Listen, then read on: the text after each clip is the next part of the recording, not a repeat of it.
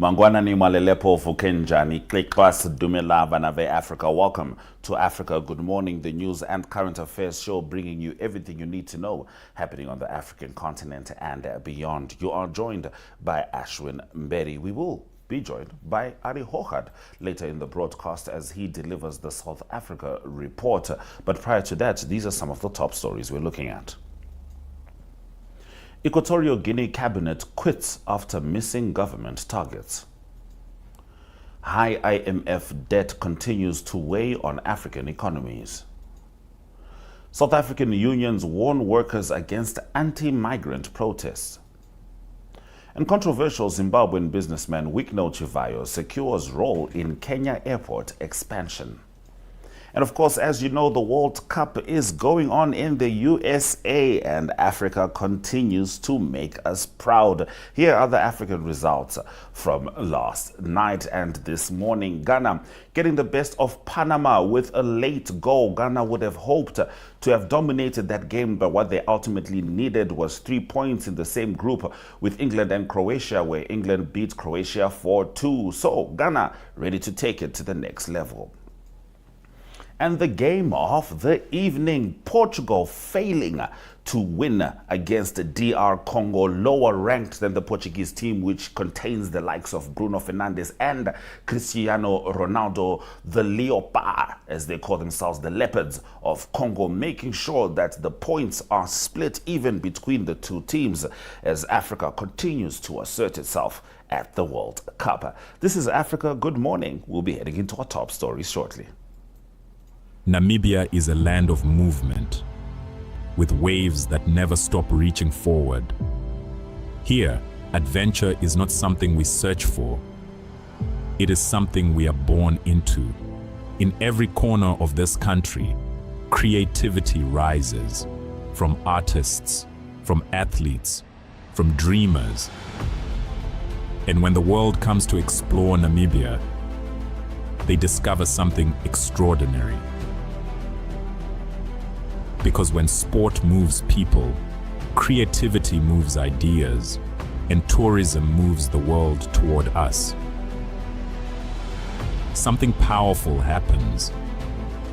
A platform where movement meets imagination, where industries connect, where opportunity grows, where Namibia's next chapter begins.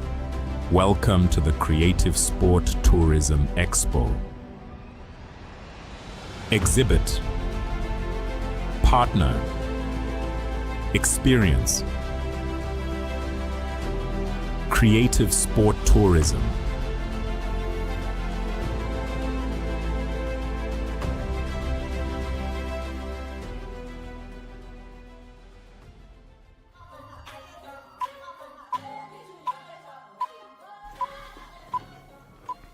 Now, we start off our top stories with a very interesting development, and some might say it's quite rare across Africa.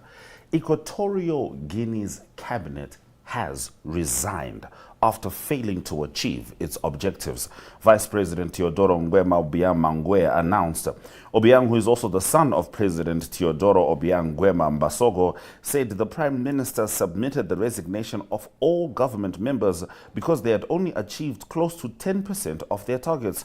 He did not specify the targets, but a statement from the ruling party said the president found that the government encouraged corruption and failed to diversify the economy.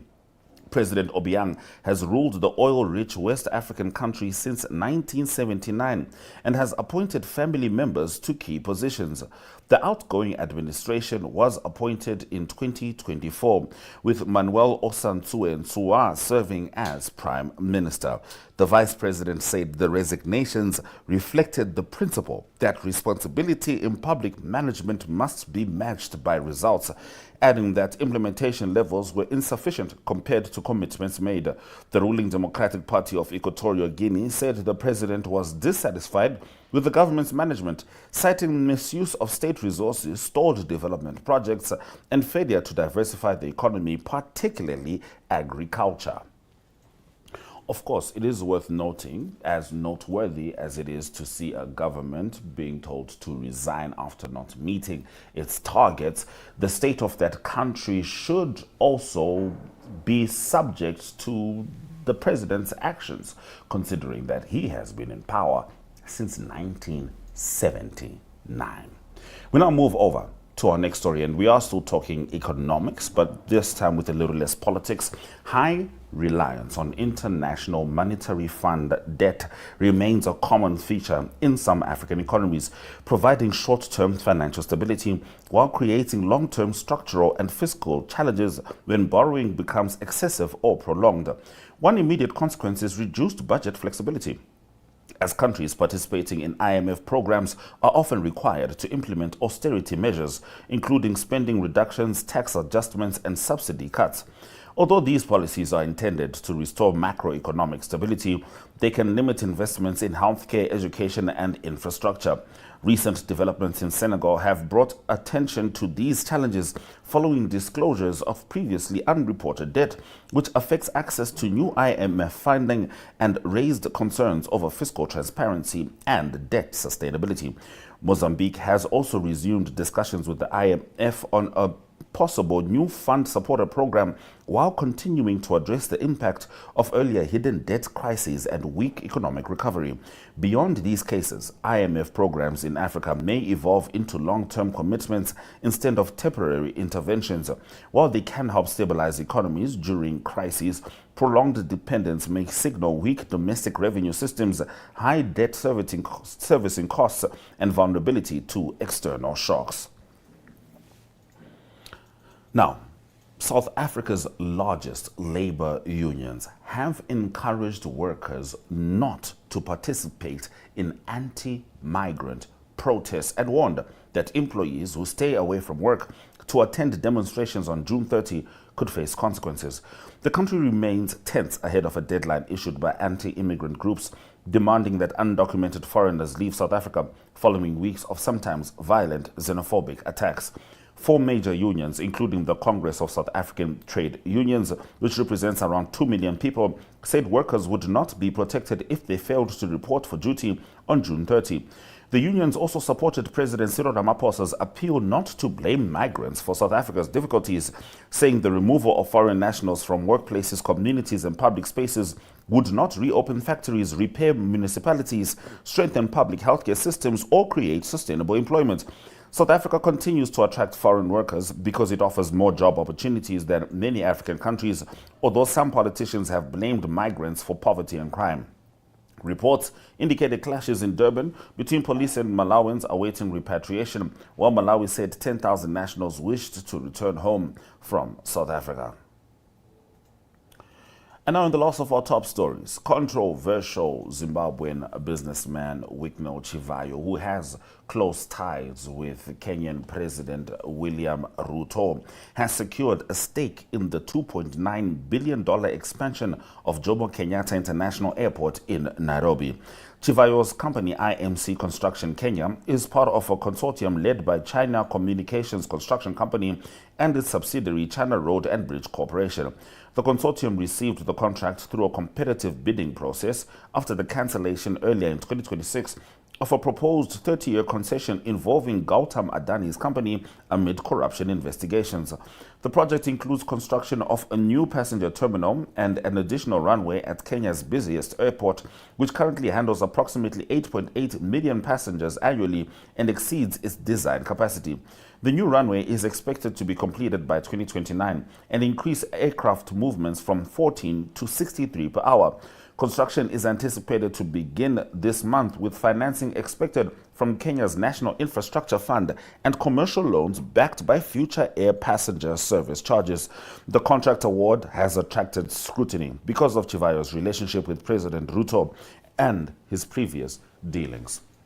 Just a little context, keep in mind, Wicknell Chivayo meeting President Cyril Ramaphosa was a point of contention when that happened in Zimbabwe at AFRIKA.MY.NA farm, which belongs to President Emmerson Mnangagwa, particularly because his brothers are facing charges in South Africa.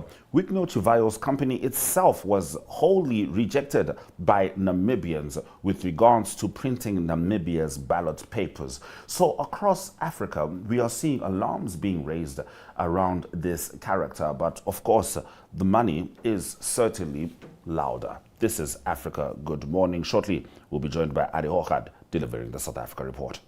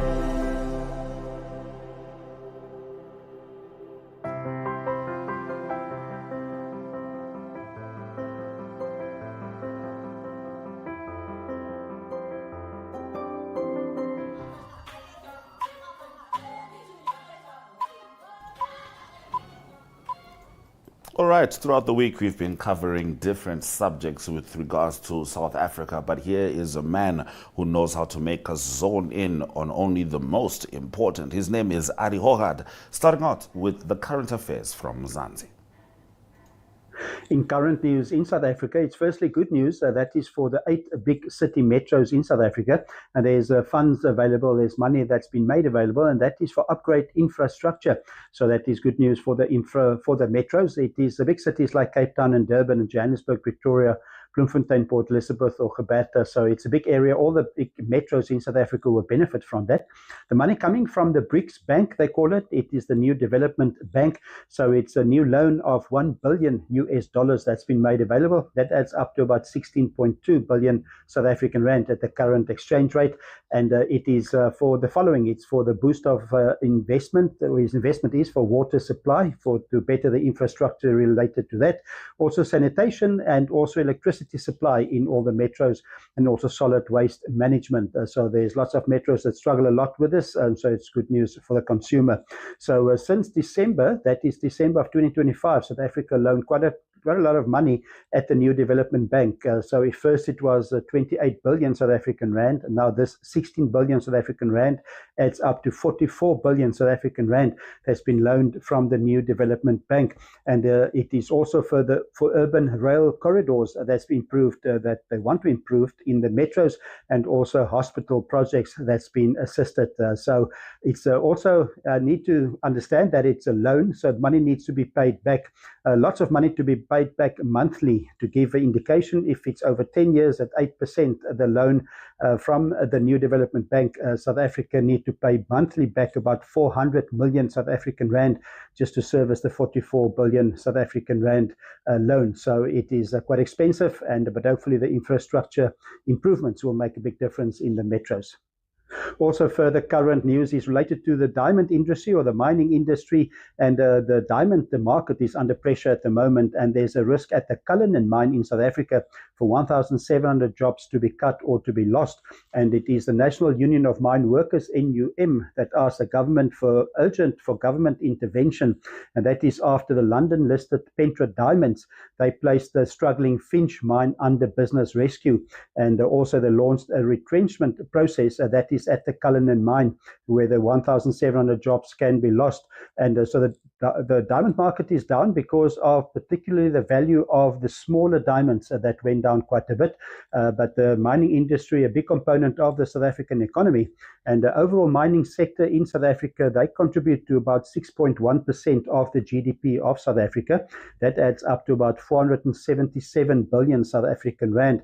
So it's a big component, and it also gives employment for a huge amount of people in South Africa. It's about 470,000 people that get work in the mining industry in South Africa.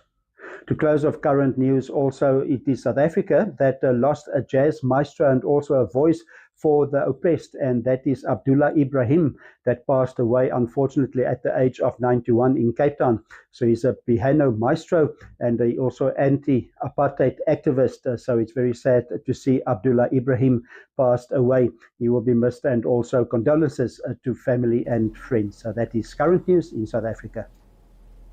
He truly was a legendary musician. Now, Arrie, lots happening in the sporting arena. Take us through it. In sport news in South Africa, we look at soccer and cricket and also rugby. There's national teams playing on the soccer field and also the cricket field and the rugby field. We start with the soccer. It's the Soccer World Cup taking place in America, Canada and Mexico. And there is lots of pressure at the moment on the South African soccer team and the coach Hugo Bruce. And that is after South Africa lost the first game against Mexico. They're playing again on Thursday. So they're playing at 6 p.m. That is Namibian time on Thursday.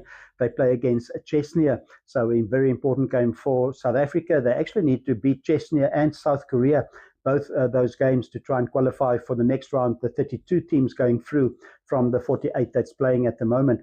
And the next game, or the third game in the league phase, will be next Thursday, the 25th of June, and that will be against South Korea. Also on the cricket field, it's a women's T20 World Cup taking place at the moment in England and Wales. Also not a good start there for the South African women's Proteas team. They lost their first game against Australia. And the challenging news for them is they also need to play now on Sunday, this coming Sunday. They play at 3:30 against India at the same field where they lost against Australia. And the challenge in that game was that it was Australia's 4 spinners that made it difficult for the South African women's team. And India also they've got many good spinning options as well. So that game is being played at Old Trafford. So then again, it is 3:30. That is Sunday afternoon Namibian time. It is South Africa, the women's team, playing in the T20 World Cup, and that will be against India. Also rugby news, and it is big rugby coming up this coming weekend. The Springboks start their year off. That's their first game they're going to play in 2026. They play against the Barbarians team, and that is a combined team. That will be in Gqeberta in the Eastern Cape at the Nelson Mandela Bay Stadium. That kickoff time will be 3 p.m. That is going to be on Saturday.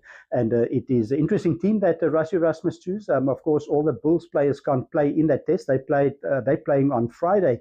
Important final, and that is the final of United Rugby Championship. They play against Leinster, and that is the Bulls in action there and in Ireland, and good luck for them there. So with the Springboks not being able to play, Andre Pollard is playing for the Bulls, and they're still resting Mani Libbok. So Rassie Erasmus decided to pick Quinn Horn as the fly-off. He normally plays fullback for the Lions, so he will play fly-off for the Springboks on Saturday. Also, the South African A team will play against Zimbabwe. Zimbabwe also playing lots more rugby this year at a higher level to prepare for the 2027 World Cup that Zimbabwe qualified to play in Australia next year. It's also an interesting team that the South African A team selected, with the youngsters like Marcus Miller that will also play in that South African A team. So that is a nice rugby coming up over the weekend. So that is sport news in South Africa. And as always, Arrie, it's time for you to show us the most relevant sights and sounds in South Africa. Entertainment news in South Africa, we go to Somerset West. That is in the Cape Peninsula, and that's about 45 kilometers from the Cape Town city centre, and it's part of the Helderberg, they call it the Helderberg, Gordons Bay area, and Strand as well. And it is a very beautiful area of Cape Town, and it goes back all the way to 1672, where it's noted that there were people living there already, but the town was founded in 1822, and that is named after Lord Charles Somerset. estate. And so there's lots to do in Somerset West. Many attractions there. Firstly, wine. It's a great wine region as well. Lots of great wine estates. It's Lourensfort, also Longreach and Vergelegen.